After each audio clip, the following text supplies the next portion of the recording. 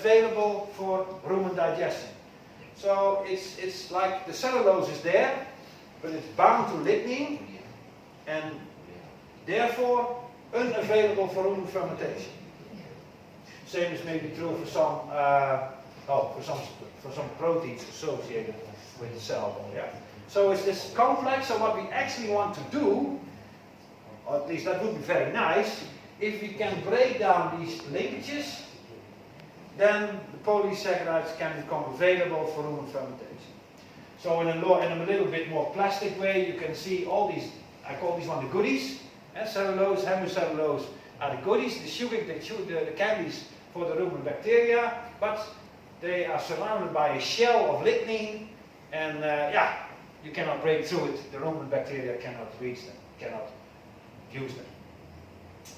Well, this is a short summary again. So the rumens can digest in the rumen almost everything. Cellulose, hemicellulose, no problem. Okay, but we have this lignin, and especially this complex is not chemical. It makes it unavailable for rumen fermentation. Yeah. Okay. And it would be very nice if we can solve this challenge. And of course, there are already many methods that are available to liberate cellulose and hemicellulose from, let's say, woody products. Physical, chemicals, and of course you can combine those methods. But overall, these methods are, you need equipment for them.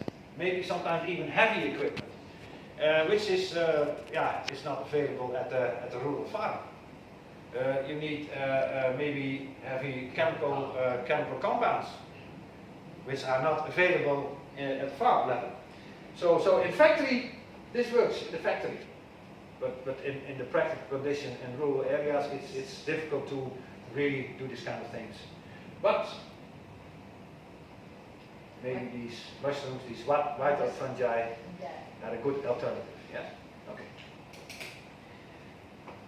And so there are a number of white fungi. So this one is Pleurotus ostratus, Eringi, Lentilumula oidoris, and this one.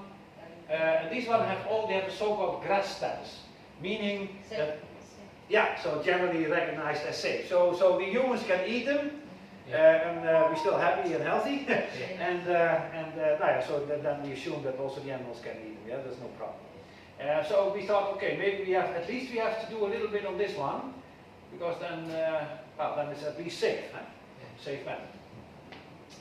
And what we try to do is, and this is a sort of a picture I took from the thesis book of Nasri.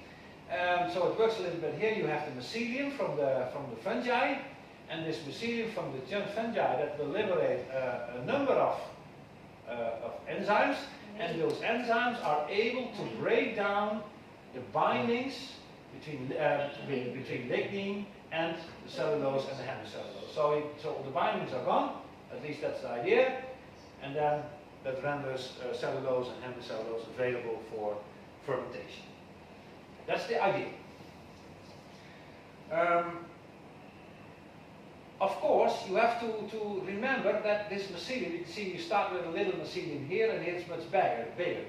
So that means that this mycelium is growing. So mycelium itself also needs a little bit substrate. Yeah? Okay.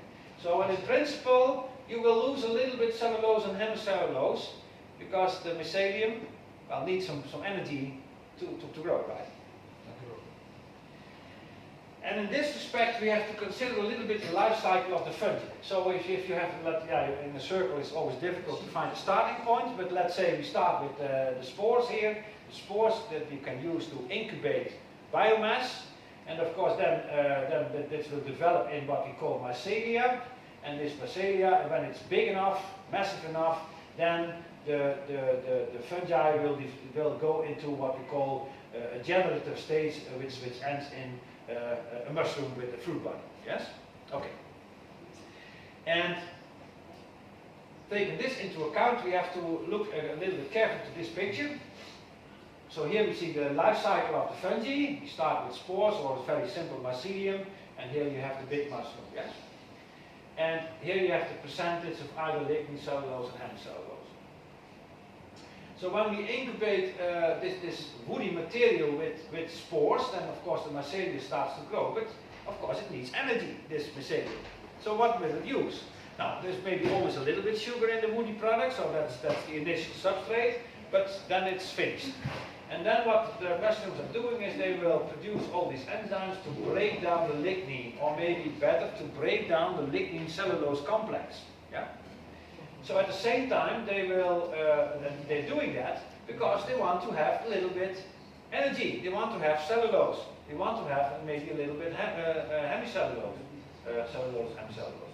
And you can see that in this phase, there will be a decrease in hemicellulose and cellulose. But that's just needed for the mycelia to grow, because they need food as well, they need energy as well, right? And then, okay, the mycelia is growing, and then you can see, so this is the generative stage of the mushroom. Well, and that's something maybe we don't want, because you can clearly see lignin or lignin complex is not going down, but you see a sharp decrease in the hemicellulose and a sharp decrease in the cellulose. So that means that this process requires a lot of energy and a lot of building blocks for the mushrooms to grow. So yeah, it's going from the substrate into the mushroom. And of course we have to avoid that. So so when you use this trick with fungi to make better biomass, we have to make sure that fruit bodies will not will form. Yes, that is not the idea. Okay. Now here you see some examples of this material from. So this is autoclave straw. So what we do, we take rice straw, wheat straw, it doesn't matter, but it has normally dry matter content of 80–90%. And of course fungi cannot grow when it's that dry. So we have to make a little bit wet, and we autoclave. So to make sure that there are no bacteria or other fungi that can grow. And okay, then we incubate with fear, and then you see pictures like this fluffy material that's in the wheat straw. Yes. Okay. So that's the theory. Now we evaluated the efficacy of this method with a lot of in vitro method. Well, Eli knows this one very well. This is the automated gas production unit in Wageningen University. 1 unit, so we have the bottles over here. And we put some rumen bacteria in there. We put some substrate in there. And then gas production will be automatically recorded by these machines. So it's fully automatic, we don't have to do anything. Just you put everything in the shaking water pot, and then you wait for 72 hours, and then you're done. Yeah? Okay. And of course the gas production, that is directly, so the amount of gas is directly proportional to the amount of fermentable organic matter available. Yes? So in other words, the amount of gas is an estimate on the feeding value, on the digestibility. Yeah? Okay. Well, this was a postdoc research from this Tuen. He's from Vietnam, as you probably can guess. Huh? No, it wasn't he. No, it's Tuen. It's he. And Tuen did so he started a little bit this whole work. And he worked with various kinds of fungi, and now see how it works. It was just screening, yes? So we used wheat straw initially, and this line may be a little bit difficult, but here you have the incubation time, so how many days we let the mycelia grow, and on the y-axis you can see the gas production. And here you can see the control, so that's autoclaved straw only. Well, that is nothing happens there, no, but especially when you use this one, Aedonis, Subfamispora, and Eringi, and Ostratus maybe as well? No, Ostratus not. No, Ostratus is all. So in this case, Eringi, Aedonis, and Subfamispora. These three, you can clearly see there is a fair increase in the fermentable organic matter. Yes? So thereby indicating that when you use this fungi, you get a much higher digestibility. Yeah? But this picture also makes clear already one of the downsides here, that at least in Wageningen in the lab, you can see that the highest productions were reached after 7 weeks of incubation. So that's a little bit long. Eh? So that is one of the challenges we have to solve when we want to apply to the field. We want to have your incubation periods. Yes? That's a little bit long. Eh? And here, this picture also, like here, so you can see that, for instance, here, Subvermispora was the one that was doing the best job in this case. Huh? This is Subvermispora. Yeah. Eli can pronounce this one. This one very good. I find it. How do you pronounce this one? Exactly, that's right. For me it's too complicated, so I simply say Subvermispora. It's easier, yeah? Okay. Okay, but here you can clearly see what happens. So this Cereophyopsis, what it will do, it will produce enzymes to break down the lignin, but you can see it does not break down too much cellulose. So it breaks down the lignin complex, but it will hardly eat the cellulose. So we have a lot of cellulose available for gas production. So a clear increase in fermentable and digestible. Yeah? Okay. We used also some other substrates. So here you can see cornerstone. And you can see that this is only the most promising one. So with Australis, Eringi, Idiotis and Subvermispora. And we did cornerstone. And you can see over here that actually the trick does not work with cornerstone. No, that does not really improve when we use the fungi. And the reason is probably that actually cornerstone is too good. In the cornerstone there are too many goodies for the mycelia to grow. So there's maybe a little bit sugar or a little bit hemicellulose still available, and the mycelia can grow. And as long as the mycelia has substrate, it will not produce enzymes to break down the lignin cellulose complex. So for the mycelia it's sort of emergency help. Yeah? But as long as there is sugar or anything else, they say, oh no, I'm not going to produce any enzymes to break down the lignin complex because I have enough. Yeah? So cornerstone is maybe simply too good. But okay, then and in my opinion, maybe all palm fronds is maybe the worst case scenario in terms of byproducts. It's really woody, eh? You can see here, this is the control. So this is just a pure oil palm fronds. It has hardly any gas production. Yeah, it's a very, very low feeding value. But here you can see what Subvermispora is doing. You go from, let's say, 80 after 6 weeks, so almost a three times increase in gas production. But that's more or less in line, because oil palm fronds, there is no goodies whatsoever. Oil palm fronds is a very bad byproduct in terms of nutritional composition. And so very low feeding value, but you can see what a dramatic increase, and now dramatic is positive of course, dramatic increase you have in feeding value when you use this trick with the fungi to improve the feeding value of oil palm fronds. It's really, yeah, big I would guess. Yeah? And the same is true of course for rice straw, a little bit to a lesser extent, and also bagasse. Bagasse also you have like also very low value over here, but you can go up to 30. So I think that overall you can use these fungi to, that's my guess at the moment, you can have like fairly feeding value comparable with fairly good hay from temperate grasses. And then of course you make, compared to the control so to speak, a very big step forward already. Yes.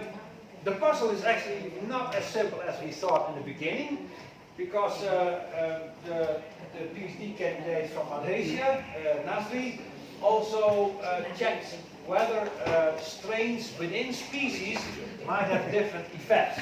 And here you can see that from the 3 most promising strains we used until so far, you can see that the efficacy to improve the feeding value is clearly influenced by strain. Like this strain is much more effective than this one.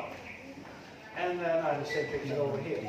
So and that makes it of course a little bit difficult, because when do you know you have the best one?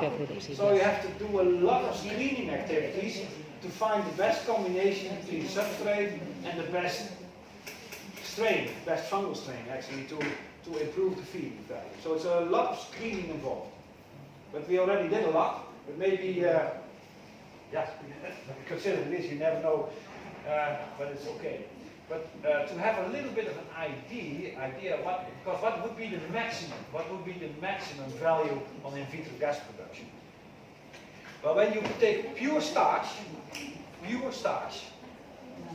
and you put in the gas production test, you get a maximum gas production of around 330 mils per gram OM. And pure starch, let's say it's 100% fermentable. So let's say the maximum value, then you have 100% fermentability. That you should associate that with a gas production of around 330 mils per gram OM. So you can already see that here for this one with wheat straw, this strain, you see, it's almost 330. So it converted the wheat straw in a feeding value comparable with fermentable starch. It's not too bad. Huh? So in potency there is a huge thing here.